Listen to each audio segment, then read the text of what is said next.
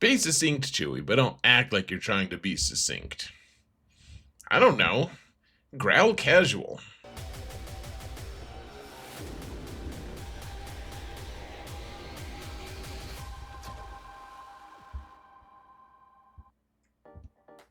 Hello everyone, and welcome to another episode of Zareth Prevails. Today we're going to talk about vital core teams in this game. I do this about once every year, talking about the different teams and characters that people should have on their roster at a bare minimum, and things that are going to set you up for success. Of course, we have to update that as new teams and characters come into play. Some teams go by the wayside, and it's tragic, sad, and I'm very despondent about General Grievous, who's not on this list anymore, folks. It is truly tragic. Oh, the thing that isn't tragic are my patrons. You guys are amazing. Thank you guys so much for your support, guys. I truly appreciate every single one of you. You guys are amazing, and you make this channel possible. You really do. And if you want to support this channel for free, folks, all you gotta do is hit that thumbs up button, like, subscribe, comment. Let's mount that algorithm, shall we? Hasn't been mounted since last night. Let's get it done. It should be. I recommend it, I suppose. So what are the goals that we're going for here, guys? This is just an arbitrary list of teams and characters that I think you should get. Not really. This is all based on science, and more than that, it's based off of all these different categories that I can't read all of them to you. I'm not going to read every single slide out loud to you. I'm probably going to miss a few elements here and there that you're going to have to piece together a little bit yourself, because that's just how these things work. But things in general that we're looking at, assault battles, I've highlighted in green on most of the slides. I think I forgot on one of them, possibly. Which slide is it, folks? Tell me in the comments.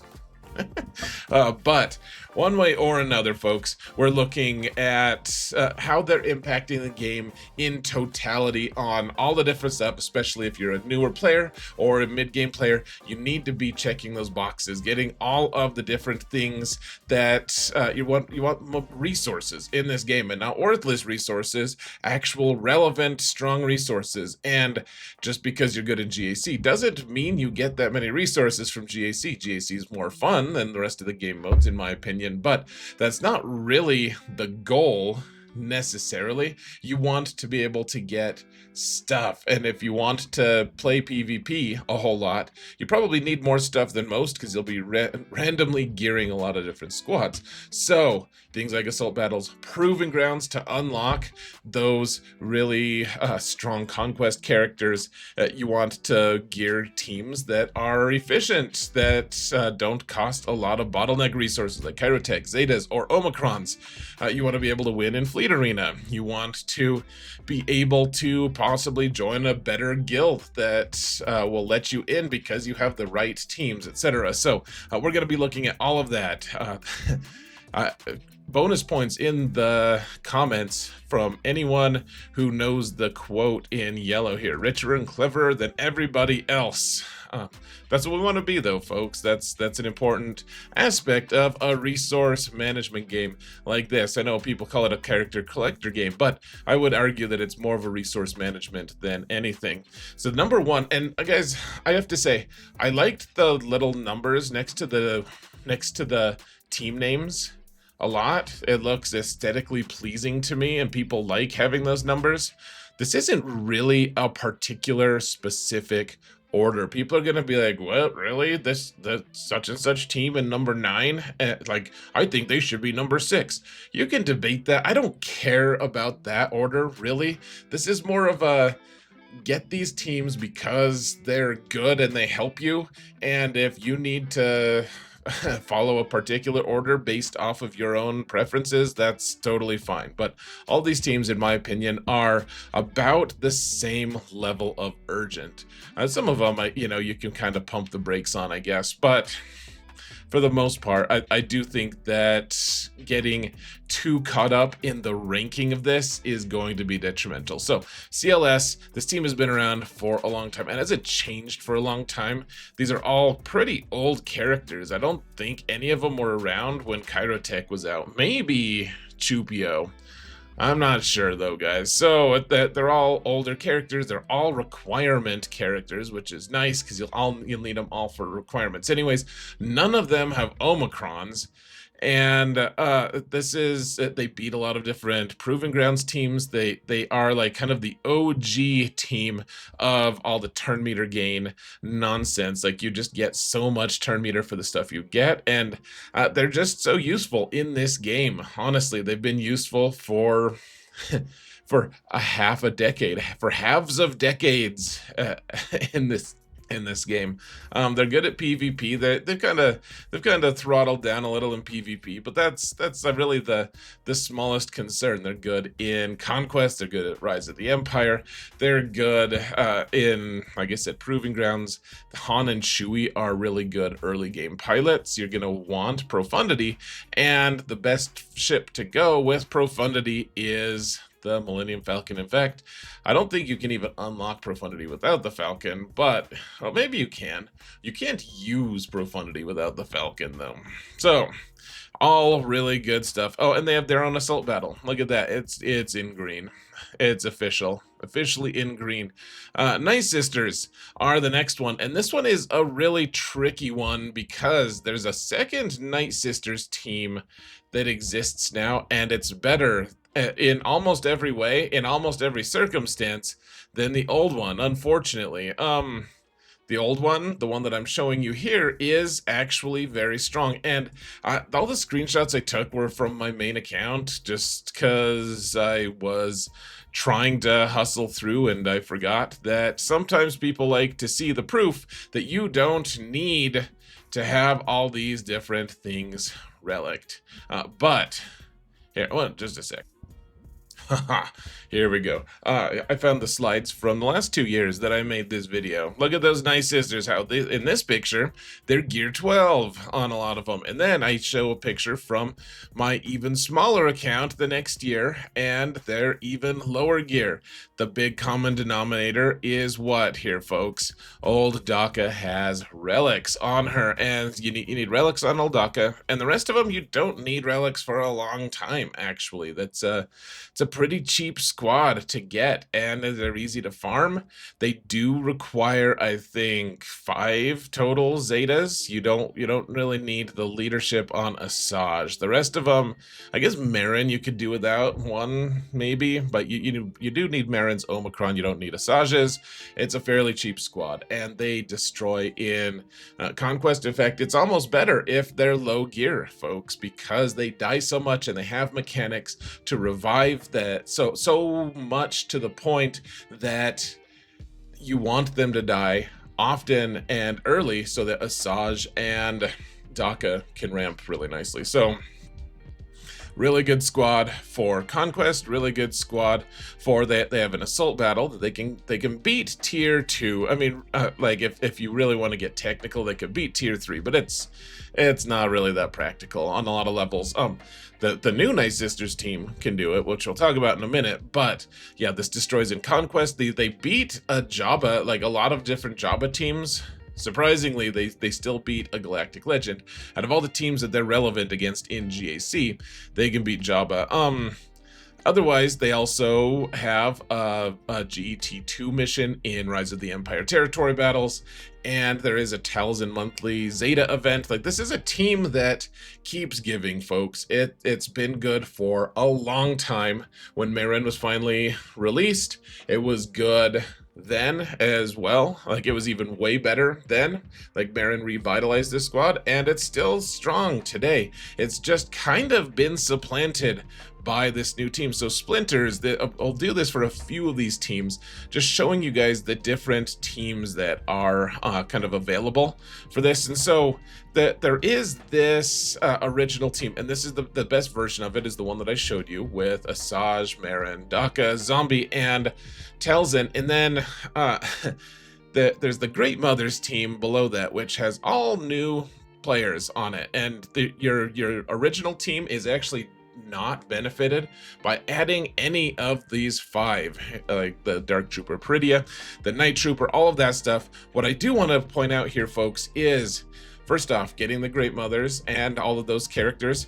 First off, like you can buy, there's a really cheap Lightspeed bundle for Night Sisters. You get all of the original Night Sisters plus Night Sister Spirit. That includes Night Sister Spirit, and then all of these other Night Sisters are newer farms. Like they're not even at the time of recording this and putting it out, they are not accelerated. They're a tough farm. I'm not saying you need to hustle and get them. I do think you should be paying attention to this because getting those characters are going to get you first off tier 3 of the assault battle, and you really want to get to the top tier of every assault battle as quickly as possible. So they'll get you to tier 3, and it'll also get you on your way to getting the zombie troopers for their own assault battle. In a way, Night Sisters have 2 assault battles, and you need to be able to beat that one as well. And that's the most recent and best assault battle that's out there with the zombie troopers, led by, you have to farm Enoch as well, who is not a Night Sister. But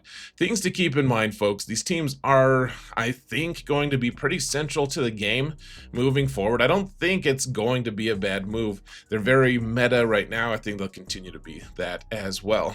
So Padme is an interesting one because she starts off really strong. When she was first released, she was very central to the meta. She was really strong. She was countering everything. She was destroying all the things, and now people very rarely use her as the lead for anything other than some weird niche teams. However, early game, mid game are both highly benefited from having her and using her quite a bit. She's also really strong in conquest, which, I mean, early game, you need as many of those, like, beats most teams in conquest teams that you can get. And so she's got 2 different builds now, and I mean, maybe there's going to be some optimization that you can do for either of these, but early game, a lot of people aren't going to have Queen Amidala because it's a conquest unlock, and she's really good, but she's not available to early game players, right? For the most part, even mid-game kind of struggle to get her.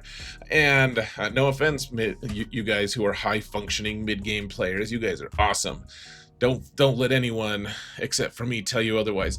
But here's the thing, guys. You still want to get Padawan Obi-Wan and Master Qui-Gon. I see a lot of people who don't have Queen Amidala say, I don't want to get those 2 characters because I don't need them. Like, they're not good without Queen Amidala. And you're right in the sense that Queen Amidala makes those 2 characters a lot better. That's true. That I don't think you can deny that. However, they're still strong in their own right, and they can go on a lot of different teams. You want Galactic Republic Jedi. It's its own little sub-faction within the Jedi faction. You need those guys, and they go really nicely with Padme. So you want to farm those 2 because of their assault battle. Hey, look at that. There's another assault battle, and you only need 2 of them for that assault battle. One of the best bargains in the game because it's the second best assault battle out there right now. Getting them to Relic 7 or even to Relic 9 pays a huge long-term reward because you're getting them every single month. So highly recommended that you work on them, but then don't just scrimp and not get Jedi Knight Anakin or Shaak Ti, because they're also pretty central to what you're going to be doing as well. And like Shaak Ti, you're going to use on a ton of different teams. One of the best plug-and-play characters out there. Jedi Knight Anakin is a pretty important pilot, and he goes on a couple different teams, and I'll show you guys though. So look at these 2 teams, and then watch how they splinter into a lot of other teams here. So like the Jedi Master Kenobi team, I know he might be a ways in the future for you guys, but you're going to be putting Snips on that team. You'll put you'll put General Kenobi on that squad. And then with the Qui-Gon team, which is one of the earliest Omicrons that I recommend people to get, it's a GAC Omicron, but you're going to put that Jedi Knight Anakin on there. And then also, if you get Queen Amidala, then you'll eventually, people call her Quadme, then you'll eventually put the 2 lover boys on that squad. And then you have Padme can go with Moff Gideon to do some pretty weird shenanigans. It's called Gidme. You can we're not going to talk about her mechanics right now. If you guys have watched any of my streams or watched me on different counter videos, you can get up to some pretty weird stuff with that team. That's not that efficient, but it it is pretty nice. And Padme can also go on like she can go on a lot of these different teams as well, including Jedi Master Kenobi. So anyways, moving on. Bounty hunters are pretty important to this game, and unfortunately late game they're just not that strong, unless you count the Jabba team. Jabba team is the exception because most of the characters on that team are actually bounty hunters. And you'll note that I put Boba here instead of Scando, the skiff guard Lando, just because Lando's not a bounty hunter, and I just felt like showing bounty hunters in the graphic. But one way or another, they still do some pretty good work, like early game, mid game. Great. They're going to counter something for you pretty much every single round until you get into somewhere in the Kybers. Bounty hunters kind of slow down. You still have the opportunity, if you have Beskar Mando, to counter Lord Vader sometimes, which is cool. Not every single Lord Vader team, but some of them. And you can get through one of the assault battles. Oh, there's one that I didn't color in green, folks. Oh, but you can get through that tier 2 of the bounty hunter one. Eventually you're going to want Imperial troopers, which we'll talk about later, to get through that one. But they're also amazing at cleaning up, like Galactic Legends who are down to just themselves or one other character. The bounty hunters are one of the most awesome teams at that. That they won't do it against every Galactic Legend, but for the most part they will. And like I said, early to mid game, you'll be countering a lot of stuff with them. They're the great pilots for the Executor. That they are a good team. They're just, I'll tell you what, guys. One of the reasons you want to get bounty hunters beyond just their utility is they're required for everything. Every single bounty hunter is a requirement character. I don't think that there's an exception to that. And they just keep being useful in niche situations. They're bounty hunters, but they're also scoundrels. So a lot of them will also be relevant with like different Datacron tags and stuff. You want to be looking at that, like which characters have the most tags and the most useful tags, because they end up being pretty useful there. All right, let's move on. Emperor Palpatine and Mara Jade and all of them.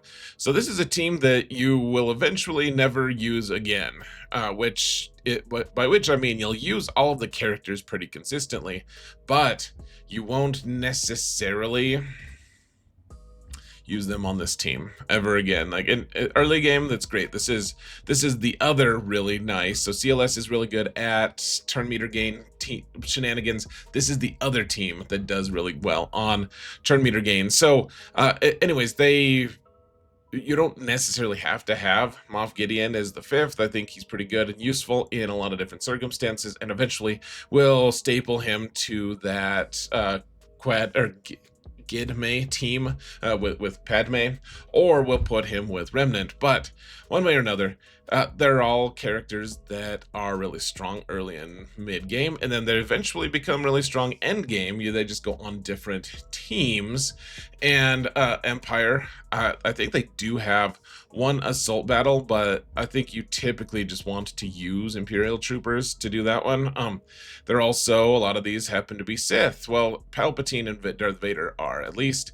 And then they're also pretty easy to unlock and access early game. Like Palpatine and Thrawn are both pretty, like they're unlock characters. They're legendaries, but they're easy to access.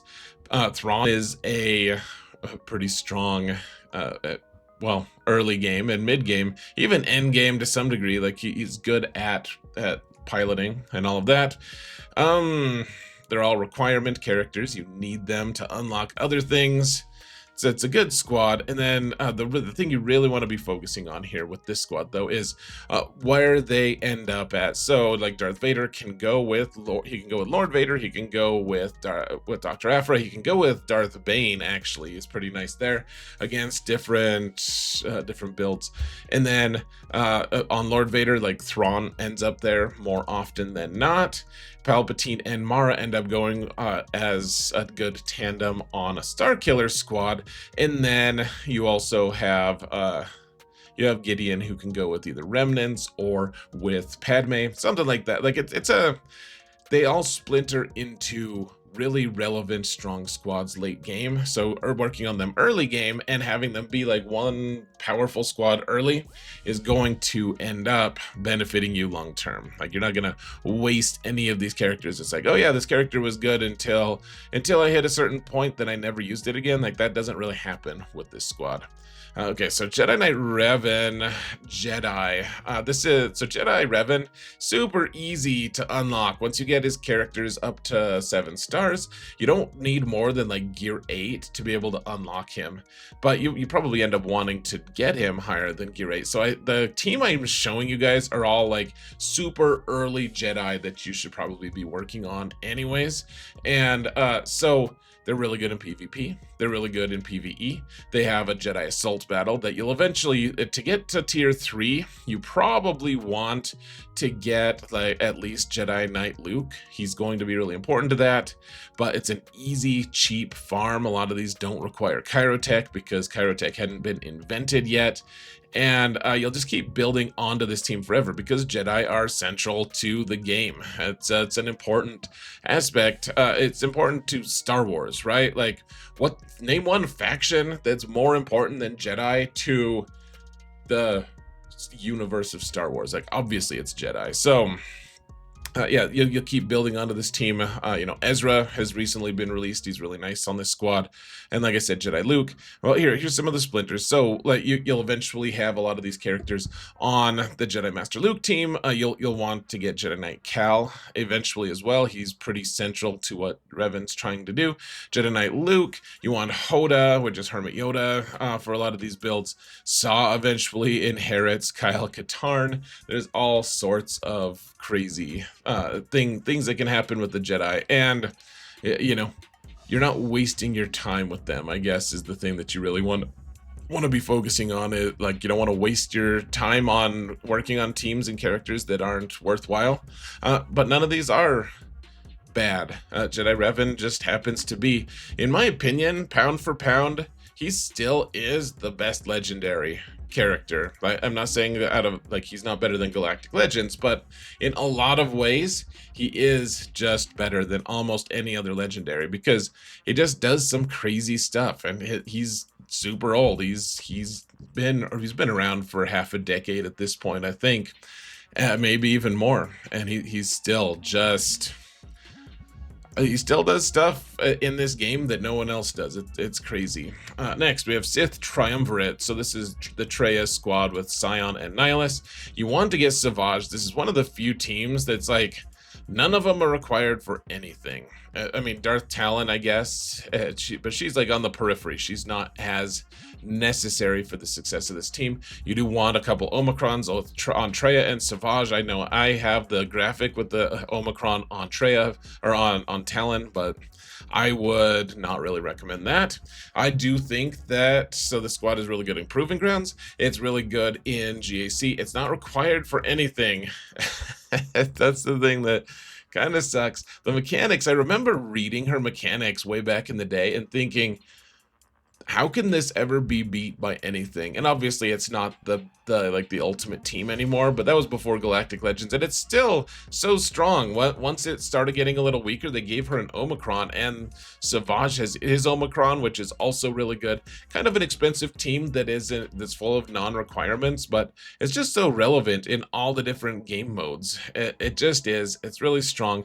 Savage is the one that I'm like, I hate recommending him, just because the only reason you ever work on him is for GAC, and then you put an Omicron on. It's extremely expensive for one single game mode because you don't use him anywhere else. He's not required for anything else, but he is really good. He is really good in GAC. It's undeniable. One of the best Omicrons in the game, just for one single game mode, and then you don't use the character ever again. Okay, Rogue One. This one is, I think, people don't respect the fish enough. Shockingly high grade fish, guys. Really, really good stuff. He kills all the different Empire teams. People love to put Iden on defense. People love to put Moff Gideon on defense, and this just ruins all of them. He eventually can go in on like a Leia team, and like that's the best version of the Leia teams is with Adrad and Jin.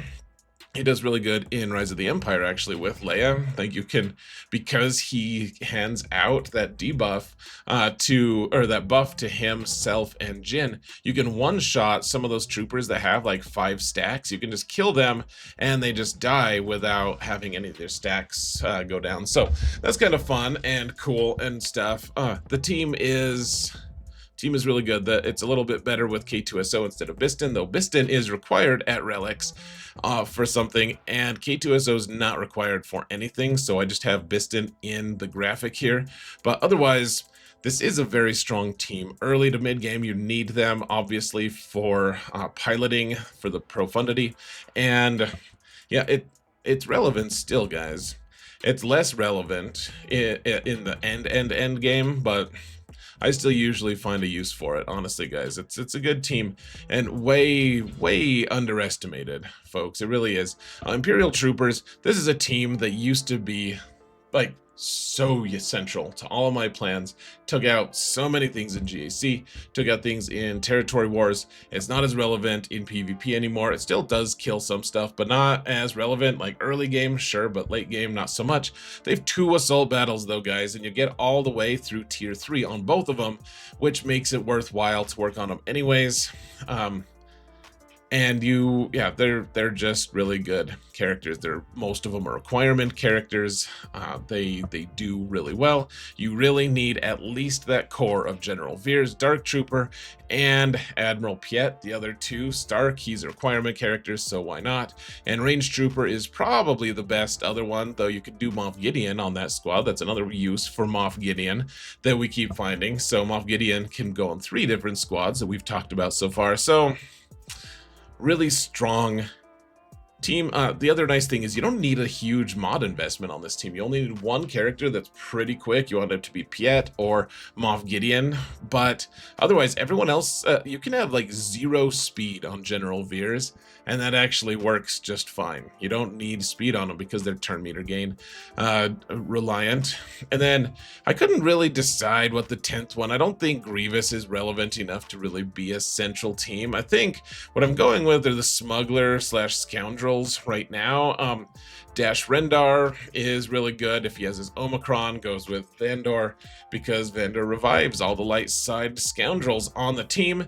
And now that Mercenary is here as a tag, Dash is a mercenary, Vandor's a mercenary, L3 is a mercenary, and then you can add, kind of mix and match beyond that. I've been liking Nest a lot on this team lately. L3 has been kind of a revelation on the team lately. I had been using IG-11 for a long time alongside Queel, and that's not a terrible choice, but I do think L3 is the superior choice for this team. And without the Omicron, they are weaker. There aren't as many requirement characters on this list, but they also do have some really strong Datacron tags, like their Scoundrels, Smugglers, and Mercenaries for the most part. Some of them have 1 or 2 more or less than that, but they end up having very relevant Datacrons pretty often, especially because Mercenary is here, and that new tag is going to be used more than others in the immediate future, at least.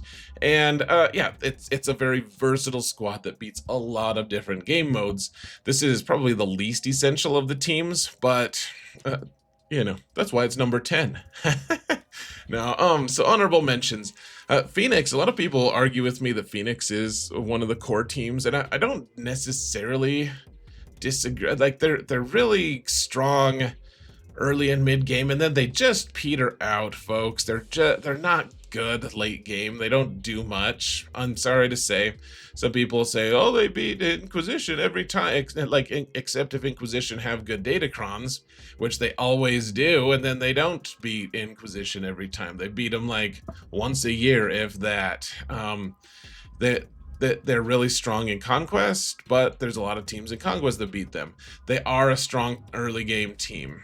Mid game, they're still decent. Late game, just don't use any of them at all except for Captain Rex. There's the Darth Revan team that doesn't have Malgus, and I don't have much respect for this team without Malgus. It's fine. It's It's a lot of work on characters that aren't requirements for anything other than, I mean, I guess now there a lot of them are requirements for the Leviathan fleet, but early game, you're not going to be getting Leviathan anyways because there's a lot of conquest requirement characters there that you just don't have access to. So Leviathan isn't really that practical of a consideration for why you would work on Darth Revan, and otherwise, like, it's fine. It's a good squad. It's not central to anything. There's not an assault battle that they're particularly good at beating. There's not any PvE stuff. It's good in PvP. It is good in PvP. In GAC, sure. Otherwise, not really central to plans to succeed elsewhere. And then, like, Inquisition are crazy expensive. They cost a ton of Chirotech, cost a ton of Omicrons once you finally get to the point of spending those Omicrons on that team. And then you don't probably get Reva for like a year or two after you get them. But you probably get into a better guild if you work on Inquisition. So, same with Geonosians. There's actually a pretty nice Lightspeed bundle that you can spend like $10, $15 to get them all Relic 3. And then you can do the Watt mission on Geonosis. And that's early game, you might be able to squeak onto a better guild, It's because you can help them unlock Watt. I'm not actually sure about that last. I think that's how it used to be. People might not care as much about Watt anymore, but Watt is an unlocked character for Kenobi, so a lot of guilds end up spending at least some time on Geonosis. So anyways, folks, those are the core teams that I've identified. What do you guys think are core and central to this game? What's important to you? I would love to hear it, guys. I'm going to let you go, though. Thank you all so much for watching, and remember that in all things, Zareth prevails, and hopes you do too. Take care, folks.